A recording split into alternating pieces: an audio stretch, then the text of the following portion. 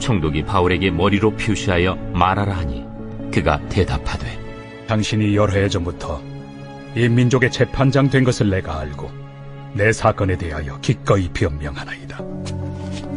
당신이 아실 수 있는 바와 같이 내가 예루살렘에 예배하러 올라간 지 10이틀밖에 안 되었고 그들은 내가 성전에서 누구와 변론하는 것이나 회당 또는 시중에서 무리를 소동하게 하는 것을 보지 못하였으니 이제 나를 고발하는 모든 일에 대하여 그들이 능히 당신 앞에 내세울 것이 없나이다. 그러나 이것을 당신께 고백하리이다.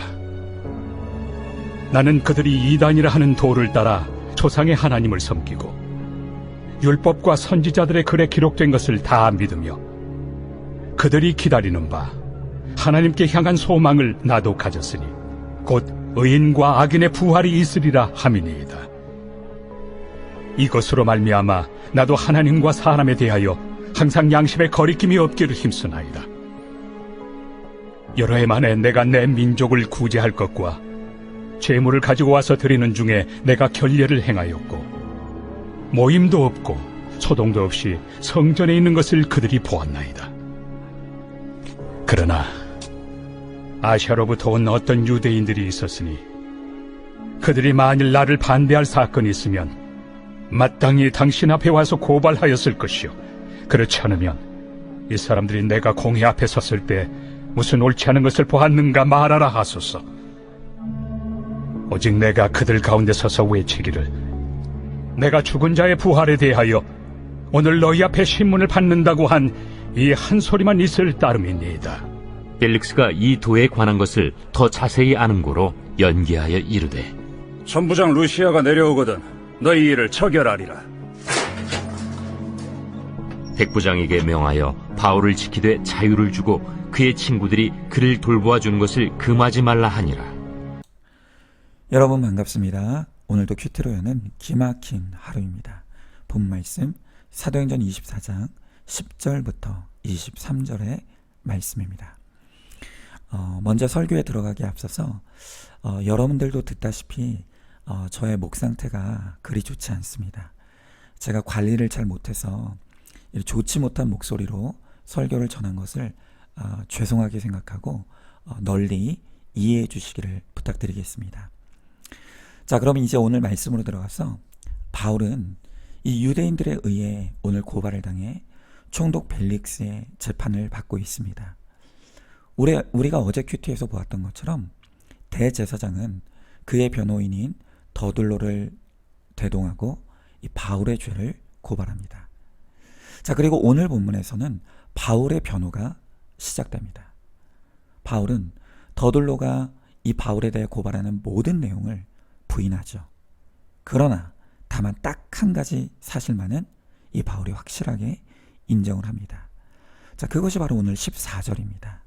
14절 말씀해 보니까 그러나 이것을 당신께 고백하리이다.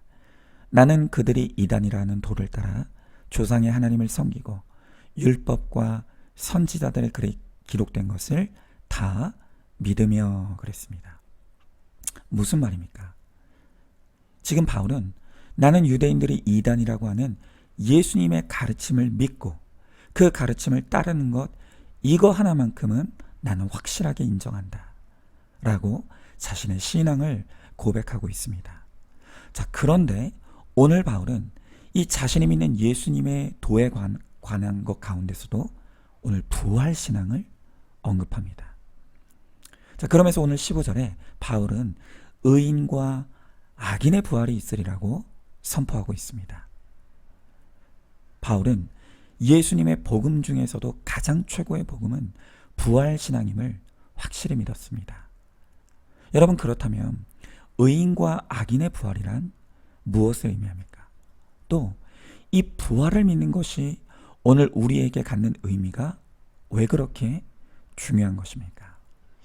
자, 여러분, 오늘 바울이 말하는 이 의인과 악인의 부활의 의미를 명확하게 알기 위해서는 바울이 부활신앙에 대해 가장 잘 설명하고 있는 고린도전서 15장을 주목할 필요가 있습니다. 여러분, 바울이 이 사역을 하면서 많은 교회를 세웠지만 그 가운데서 이 고린도 교회가 있었습니다. 자, 그런데 이 고린도 교회를 한마디로 표현한다면 이 교회는 바울의 아픈 손가락 같은 그런 존재였습니다. 왜냐하면 고린도 교회 안에는 끊임없이 여러 문제들이 벌어지고 있었기 때문입니다. 자, 여러분, 고린도 교회 안에 어떤 문제들이 있었습니까? 몇 가지 문제만 언급한다면, 먼저 고린도 교회 안에는 여러 파당이 나뉘어져서 누가 옳은가를 가지고 끊임없이 다툼을 벌이고 있었습니다. 또한 가족 간의 근친 상관과 같은 이 성적인 타락의 문제가 심각했습니다. 또한 너무 쉽게 이혼으로 아내를 버리는 이 남자 성도들의 이 부도덕한 일들이 벌어지고 있었던 것입니다. 자, 그런데 여기서부터가 중요한데, 바울은 이렇게 고린도 교회 성도들이 도덕적으로 또 영적으로 너무나 타락했는데, 이 타락이 왜 일어나는가를 분석할 때 그 이유가 다름 아닌 이 부활신앙이 결여되어 있기 때문이라고 바울은 그렇게 진단한 것입니다. 그래서 바울은 고린도전서 15장 32절부터 33절 말씀에서 이렇게 말합니다. 여러분, 제가 이 구절을 더 메시지 성경으로 읽어보겠습니다. 부활이 없다면 우리는 내일이면 죽을 테니 먹고 마시자고 할 것입니다. 그리고 그것이 전부일 것입니다. 그러나 속지 마십시오. 부활을 반대하는 잡담에 물들지 마십시오. 그렇습니다. 바울은 왜 이렇게 고린도 교회 안에 있는 성도들이 타락을 하는가? 오늘 이 타락의 본질을 정확하게 간파했습니다. 여러분, 사람의 타락은 부활신앙의 문제와 긴밀하게 연결되어 있다는 것입니다. 여러분, 우리가 방금 보았듯이 사람의 육체가 부활한다는 믿음이 없을 때 여러 가지 문제가 생깁니다. 그러나 그 가운데서 가장 심각하게 생기는 문제가 무엇입니까? 그것은 우리의 생이 한 번뿐이라는 이 생각 끝에는 반드시 허무주의가 찾아온다는 것입니다. 제가 예전에 전도사 시절에 어떤 권사님의 막내딸 결혼식에 참석한 적이 있습니다. 결혼식이 다 끝나고 권사님에게 다가가 축하 인사를 건넸습니다. 그런데 그 권사님이 제게 이런 말을 하시는 것입니다. 전도사님, 마음이 너무 허무해요. 너무너무 허무해요. 정말로 허탈한 얼굴로 그렇게 말씀하시는 것입니다. 내가 이렇게 피땀 흘려 자녀를 열심히 양육한 결과가 결국 그 자녀가 나를 떠나는 것이라면, 그게 내 사랑의 끝이라면 그거보다 더 허무한 것이 없다는 거예요. 그것이 끝이라면 말입니다. 여러분, 또 제가 예전에 금요철에 끝나고 누가 같이 가자고 해서 새벽 한 1시쯤에 어떤 번화가에 있는 순댓국을 먹으러 간 적이 있습니다. 그런데 저는 그 번화가에 갔다가 깜짝 놀랐습니다. 그 금요일 늦은 밤 시간에 사람들이 마치 대낮처럼 미어 터집니다. 그런데 더 놀라운 것은 그들 중에 누가 봐도 중년으로 보이는 아줌마 아저씨들이 이 성인 클럽을 들락날락하고 있는 것입니다. 여러분, 다 유부녀들입니다. 그런데 그 사람들이 왜 거기 그렇게 출입합니까? 정신없이 자녀들 키우고 열심히 그렇게 살아왔는데 정신 차려 보니까 내 청춘, 좋은 시절이 다 지나가 있는 것입니다. 그 좋은 날들을 나를 위해 살아본 적이 없다는 것입니다. 그래서 내가 이렇게 죽는 것이 너무 아깝고 허무한 것입니다. 그러니까 한 번뿐인 인생, 이렇게 끝나는 것이 너무 억울하다고 내 남은 청춘의 찌꺼기라도 아낌없이 불질러 버리는 것입니다. 여러분, 우리의 삶이 정말 한 번뿐이라면, 이 한 번의 삶으로 끝이라면 우리는 절대로 이 밀려오는 허무감을 막을 수가 없습니다. 너무 허무한 것입니다. 여러분, 그러나 바울은 이러한 허무주의에 대해 오늘 강력하게 경고하고 있습니다. 사람은 육체의 죽음으로 끝이 아니라는 것입니다. 그가 의인의 삶을 살았던 악인의 삶을 살았던 모든 사람은 반드시 죽음 위에 육체의 부활을 맞이하게 된다는 것입니다.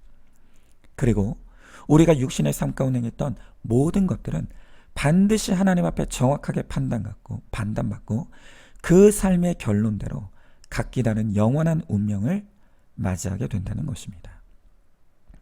그런데 불신자들, 그리고 비록 신자일지라도 이 부활신앙이 결여된 사람들은 허무함 속에 자신의 육체를 죄와 타락으로 함부로 던져버리는 것입니다. 자, 여러분, 여기서 우리가 다시 한 번만 점검해야 될 중요한 사실이 하나 있습니다. 여러분, 우리가 이 땅의 종말과 함께 하나님의 나라, 천국에 들어갈 때 그때 천국에 들어가는 우리는 영으로 들어갑니까? 육체로 들어갑니까? 여러분, 많은 사람들이 천국을 영혼으로 들어간다고 생각합니다.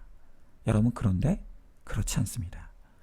우리는 마지막 날 하나님 나라에 들어갈 때 영과 육이 부활한 완전한 부활체의 몸으로 들어가게 됩니다. 여러분, 성경이 뭐라고 말합니까? 영은 눈에 보이지 않는다고 합니다. 그런데 예수님이 하늘로 올라가실 때 약속하신 것이 무엇입니까? 예수님께서 약속하시기를 내가 하늘로 올라갈 때 너희가 보았던 그 모습 그대로 다시 재림하시겠다는 것입니다. 그러니까 예수님은 이 땅에 다시 심판주로 오실 때 영과 육의 완전한 부활체의 몸을 입고 다시 이 땅에 오신다는 것입니다. 여러분, 또한 마태복음에 보면 예수님은 마지막 날에 일어난 일에 대해 자세히 가르쳐주고 계시는데요. 여러분, 그 마지막 날, 이 땅의 종말의 날에 무슨 일이 일어납니까?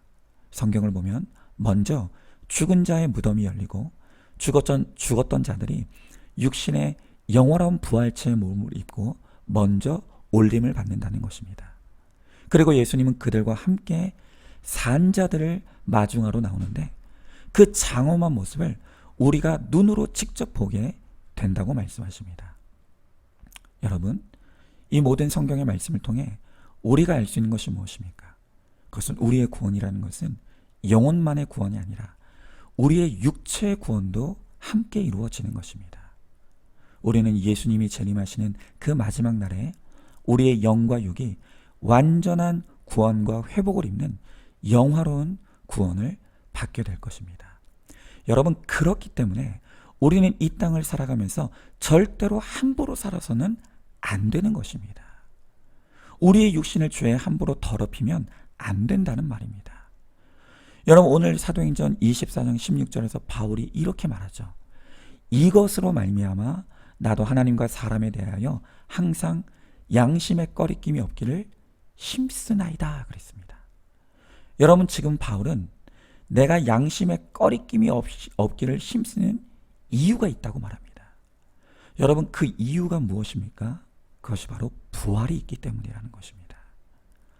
여러분, 우리가 반드시 육체의 부활을 입을 것이기 때문에 바울은 그 부활의 때 멸망과 지옥에 떨어질 악인의 부활이 아닌 천국의 영화로운 영생을 얻을 이 의인의 부활을 위해 양심의 꺼리낌이 없이 살기를 위해 힘쓴다는 것입니다. 여러분, 만약 우리에게 부활이 없다면 이 땅에서 거룩을 쫓아 절제하고 희생하며 또 영혼 구원을 위해 섬기고 수고하고 눈물 흘리는 이 모든 것은 다 쓸데없는 일일 것입니다. 그리고 예수 믿는 우리는 이 세상에서 가장 불쌍한 인생일 것입니다. 여러분, 그러나 이 모든 것들이 가치 있고 의미가 있는 이유는 의인의 부활이 있기 때문입니다.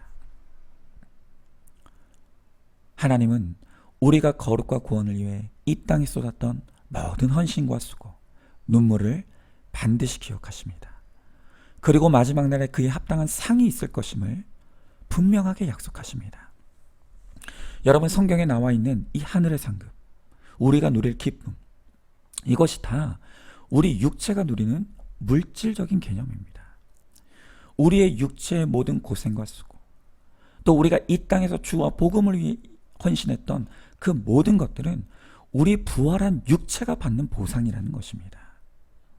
여러분, 우리가 손양원 목사님을 잘 압니다. 손양원 목사님은 일제시대에 신사참배를 거부하시다가 감옥에 갇혀 모진 고문을 당하셨습니다. 그리고 해방 후에는 여수에 애양원을 세우시고 한평생 한센병 환자를 치료하고 돌보는 일에 헌신하셨습니다. 그러던 중 여수 순천 반란 사건이라는 이 엄청난 사건이 발생했는데, 이 사건은 공산주의 청년들이 무장 반란을 일으켜서 많은 민간인을 학살한 사건입니다. 그런데 바로 이 사건으로 인해서 손양원 목사님의 두 아들이 총살로 죽임을 당하게 된 것입니다. 자, 여러분, 그런데 놀라운 것은 이 손양원 목사님이 두 아들의 장례식에서 하나님께 드리는 10가지 감사 제목을 낭독하게 됩니다. 그런데 그 10가지 기도 제목 중에 6번째 감사가 이것입니다. 미국 유학 가려고 준비하던 내 아들, 미국보다 더 좋은 천국에 갔으니 내 마음이 안심되어 하나님 감사합니다. 여러분, 왜 손양원 목사님이라고 눈에 넣어도 아프지 않을 이 아들들이 하루아침에 공산당에 의해 총살당하고 죽었는데 슬프지 않겠습니까? 여러분, 그럼에도 불구하고 그 슬픔 중에 감사할 수 있었던 것은 이 손양원 목사님에게 확실한 부활신앙이 있었기 때문입니다. 내 아들들이 잠시는 육체의 죽음을 맞이했지만 그들이 낙원에서 그 영혼이 하나님의 품에 안겨 있다는 것, 그리고 마지막 날에는 다시 육체로 부활하여 그 아들들을 다시 만나게 될 것을 믿는 이 부활신앙이 손양원 목사님에게는 있었습니다. 여러분, 그랬기 때문에 목사님은 죽음 앞에서도 감사의 복음을 전할 수 있었고, 아들을 죽인 원수 같은 그 범인을 용서하고 양자로 드리는 엄청난 적용까지 할 수 있었던 것입니다. 그리고 후에 이 손양원 목사님 자신도 애양원에서 나환자들을 돌보며 목회를 하던 중에 6.25 전쟁이 일어났지만 목사님은 피난을 가지 않고 끝까지 나병 환자를 돌보다가 후에 공산군이 쳐들어와서 총살함으로 1950년 9월 29일 향년 49세에 순교하게 됩니다. 여러분, 그러나 누가 감히 손양원 목사님의 삶이 허무하다고 말할 것입니까? 손양원 목사님의 이 땅의 고난은 잠깐입니다. 그 후에 의인의 부활을 입고 손양원 목사님은 하나님 나라에서 영원토록 별과 같이 빛나는 영광을 입고 살아갈 것을 우리가 확실하게 믿을 수 있습니다. 여러분, 우리는 그저 그와 같은 그 부활신앙으로 살아가지 못하는 것이 부끄러울 따름입니다. 자, 여러분, 오늘 여러분은 나의 부활을 믿으십니까? 의인과 악인이 부활할 것을 확실히 알고 또 이 부활이 우리에게도 이루어질 것을 성경은 말하고 있습니다. 우리의 삶이 육체의 한 번뿐인 삶으로 끝이 아닙니다. 그리고 마지막 날에 어떤 사람은 그 삶의 결론대로 악인의 부활을 맞아 영원한 멸망과 지옥에 들어갈 것이고, 또 어떤 사람은 그 삶의 결론으로 의인의 부활을 입어 영광의 주님을 만나 하늘의 상급과 천국의 영화를 누리게 될 것입니다. 여러분, 그러므로 오늘도 이 땅에서 여전한 방식의 큐티로 날마다 내 죄를 보고 회개하며 거룩한 삶을 살아가며 구원을 위해 썩어지고 죽어지는 사명의 삶을 잘 살아내므로 의인의 영광스러운 부활을 맞이하는 저와 여러분, 우리 모두가 될 수 있기를 소망합니다. 자, 질문해 봅니다. 내 인생이 죽음으로 끝난다고 생각하십니까? 그래서 모든 것이 허무하고 허망하게 느껴지십니까? 죽음이 끝이 아니라 모든 인생은 반드시 부활한다는 성경의 말씀을 확실히 믿으십니까? 지금 내 삶의 결론으로 나는 의인의 부활과 악인의 부활 중 어떤 부활을 맞을 것 같습니까? 오늘도 이 땅에서 거룩과 구원을 위해 쏟는 나의 헌신과 수고와 눈물을 주님이 다 알고 기억하심을 믿습니까? 오늘 여전한 방식의 큐티로 내 죄를 회개하고 거룩한 삶을 살아가며 구원의 사명을 잘 감당함으로 의인의 부활을 맞이하는 저와 여러분 우리 모두가 될 수 있기를 주님의 이름으로 축복합니다. 자, 오늘도 9월 3일 보석상자입니다. 결혼 생활도 예배입니다. 직장 생활도 예배입니다. 힘든 인간관계도 예배입니다. 그 모든 예배 가운데 나를 산제사로 드리고 믿음으로 인내와 순종의 본을 보이는 사람이 축복의 통로입니다. 아멘. 오늘도 큐티로 기막힌 하루를 살아내는 하늘가족 공동체 우리 모든 성도님 되시기를 주님의 이름으로 축복합니다.